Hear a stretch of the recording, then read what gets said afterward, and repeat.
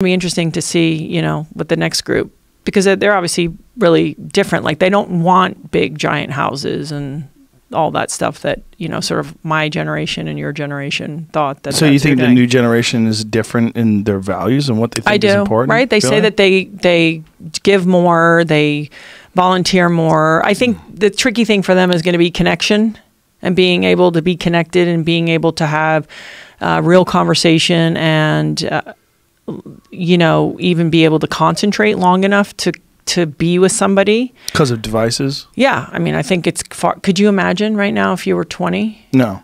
And being like dating and swiping and trying to pay attention. And or even 10. You know, my daughter is one of the few girls in her class that doesn't have a cell phone. What's the age that do they get them? Like they've had them since they were like 7. No, I mean, my kids. Like, what's the rule in your house? There's a debate right now. We're trying to figure it out. Well, okay, so you have a 10-year-old going to be 11. Yeah, I think that they say there's like a movement, wait till 8th. Mm-hmm. Yeah, you heard that? Yeah, like 10 kids in the class. All the parents agree, so they're not the only person in the class that doesn't have it. But it's not that way with my daughter's kids. The kids in her class, most of them have phones. Most parents just give their kid a phone. Yeah. And it's just, there's a...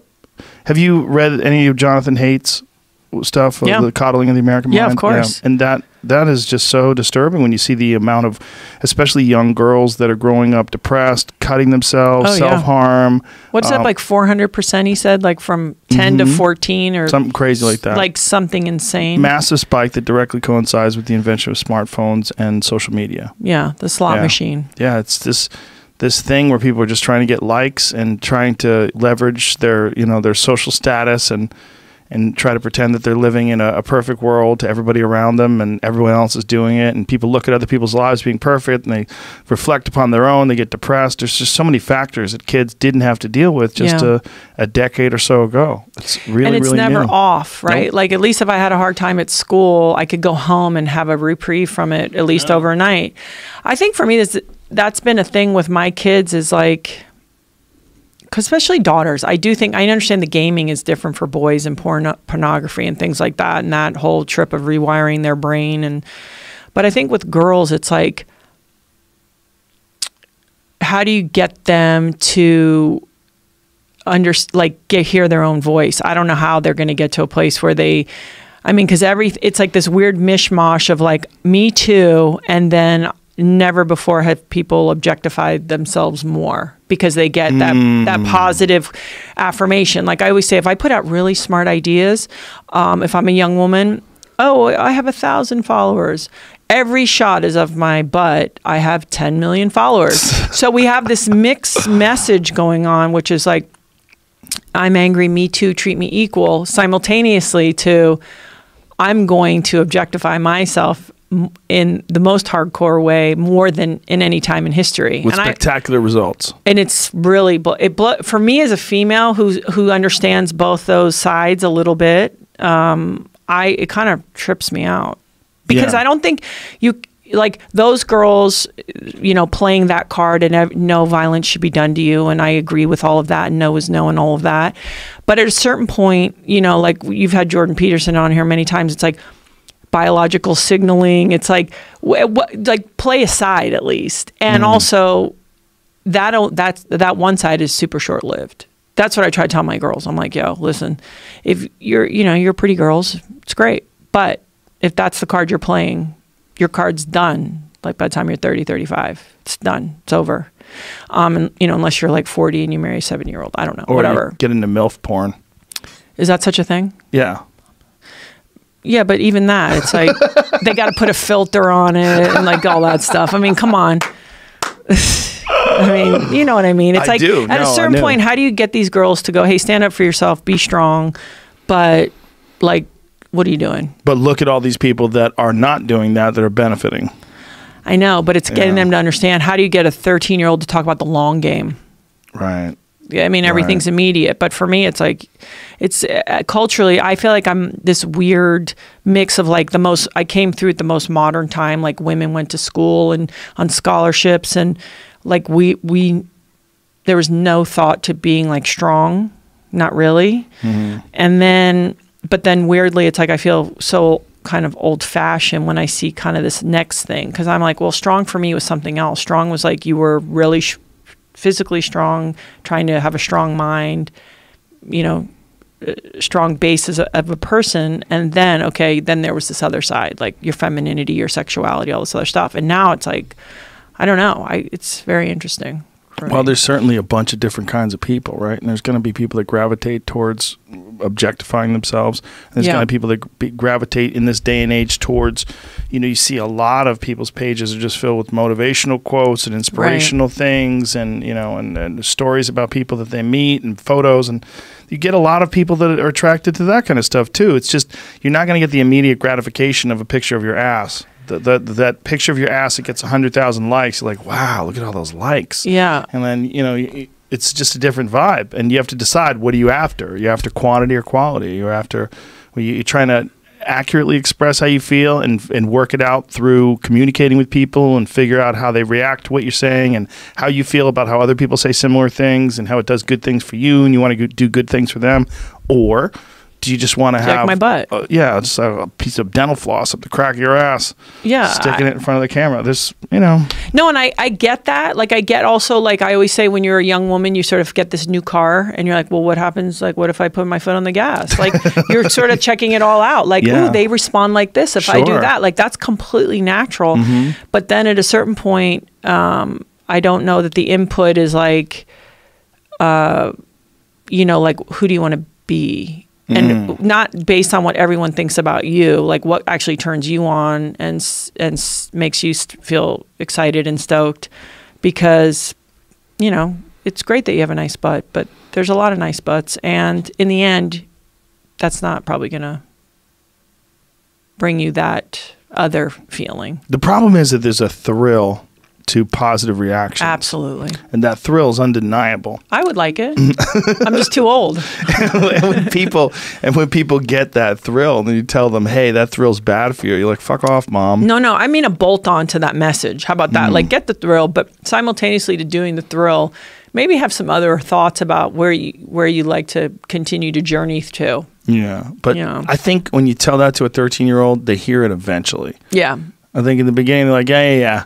I got this. Yeah. And then later when it all goes sideways, like, God damn, I should have listened to mom. Yeah. I think you just got to be it too, and have some like cool friends that hang around you, because if you're the parent, it's like, okay, you're going to penetrate so much, but if you've got some, like, you know, in Hawaii, they call them aunties. If you got some badass chicks around you and your daughters are looking, they see. Right. They see. But what if you don't have access to that? I have a lot of pretty strong, cool women around me, but not that it concerns me. I don't want to say that. It's just, how do you help the next group, you know, try to be a good example, love on them, but get them to teach them to love on themselves. Right. That's all. And I don't mean with eyelash extensions and like perfect things. I mean like love on yourself. Yeah. You know. Well, that's the other thing too. There's a distortion of natural beauty, and to, you know, make it so that everything has to be artificial. The color of your lips, the color of your eyeshadow, fake lashes, everything is just this. That doesn't look better. It just looks different. Do you think, I'm always fascinated what men think. Like, do they even, like, does it even register? Do they know what's going on? In what way? Well, I guess we'd have to ask men of that generation if, let's say they had two groups of women, and one that was like perfectly coiffed with the lip injection. I love that word, and coiffed. It's one of my favorite words. Is it? Yeah. I like that I'm talking about like eyelash extensions with Joe, but like just sort of really done, like ready for the club, let's just say. And then just like a girl like, hi, I'm a sweaty runner, and now I'm going to go to the office and put my hair up in a ponytail. I don't know, whatever. If guys, if they even, can they tell the difference? Yeah, for sure. Can? Yeah. I mean, it's all what you're into. What you're into. Yeah. Some guys just like them soft and made up. Some guys like them sweaty and muscular. Yeah. You know, it's different. No, and I get all that. I love that. I just mean, again, it's hardcore signaling, and I guess that's what it is. Maybe it's the new biology. Well, it's also that there's never been a time, like I did a bit on one of my Netflix specials where about this girl who's got just pictures of her ass. She had like 9 million followers on Instagram. I'm like, there's never been a person like this before. This is a new kind of person. Like, fuck looking at these frogs in the Amazon that no one's going to see. There's a new kind of person. Yeah, this girl just has pictures of her butt, and she's got millions of people staring at her all day long, and every day is just new pictures of her butt. It's a great point. I always am intrigued how they decide, like, oh, we're going to do the butt on the beach. Now let's do the butt next to the puppy. It's like, I'm so confused how they keep getting ideas. I can't even get ideas for different things. And it's like, I know we'll do butt with the cotton candy. It's like, okay, I don't know. I'm always intrigued by that. I think it becomes an obsession. I mean, I think you have to stay fresh with new butt ideas. Is that really it? Or do you have like a butt editor? Butt envelope. Do you get the butt editor? So what do you do? Hey, what's going on? The head butt editor here at butt.com. I don't know. But if you have a girl who has, let's say some of these girls have millions and millions of followers and they're making millions of dollars. I know, they're crushing it. Yeah. Maybe they're actually the smartest people in the room and I haven't caught on yet. It's certainly an easy path to finances. I mean, know, right? If you have a great ass and you like working out anyway and you just want to take pictures of it and all of a sudden you have 25 million followers, like, damn. But this goes also, okay. What should she do? Quit that job? No, definitely not. Because then when is she going to say, well, I'll do the right thing and work at the library? I'm not suggesting that. It's just, I mean, if it was my kid, I'd be like, you know, sweetie, you might want to weigh out the economics on this. Right. But I think you said something really important. It's a whole new thing. Yeah. And I think, however, it's sort of like the communication you're always having, which is, well, what is success? And for me, that's all. It's like getting people, encouraging them, whatever that is, whatever that looks like.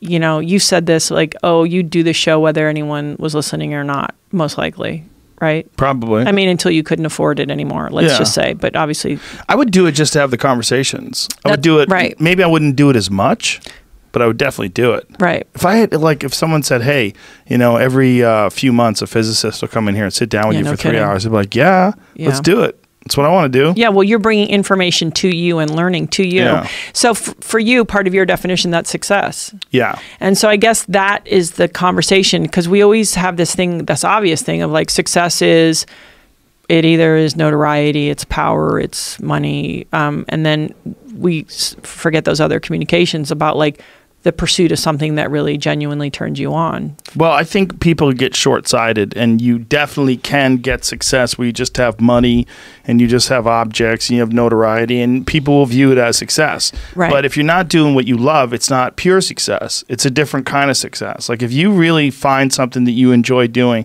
and then you take that, like Laird has with surfing, or many people have with their passions, and then you become successful through that, it's a different existence because it's a pure existence. Like when I do stand-up comedy, or if I do like commentary for the UFC, it's a pure enthusiasm. Yeah.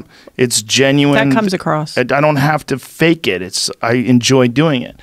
That's, to me, I know everybody can't do that. No. Or everybody feels like they can't do that, or they haven't figured out a way to do that yet. Right. But if there's a thing that you can do, like maybe I would have made more money if I went into the stock market. Maybe I would have made more money if I was a banker. Maybe. I don't know. Right. But I definitely wouldn't be as happy. There's no way. If I'm the same person I am now and I was in a fucking office all day making 100 times as much money, I'd be miserable. Right. And I think that, I guess for me, that's maybe when I see the thing with the girls and, like I said, feeling sensitive to it because I have daughters, or just young people in general, it's that conversation of like, you know, just keeping that definition of success open. And by the way, this other path, that taking it, like following your own instincts or desires or passions, there's elements to that are harder. For sure. It's more unknown. You can feel insecure, like, is this the right thing to do? Sure. I mean, in our house, we've gone through that 50 different times. You know, it's like, I'm going to do this because I really want to. I don't know what's going to happen. Right. And I don't know if it's going to be successful. I might even lose money. Who knows? But that once you start to do it, or you do it once or twice, then you go, oh, but it's so worth trying. If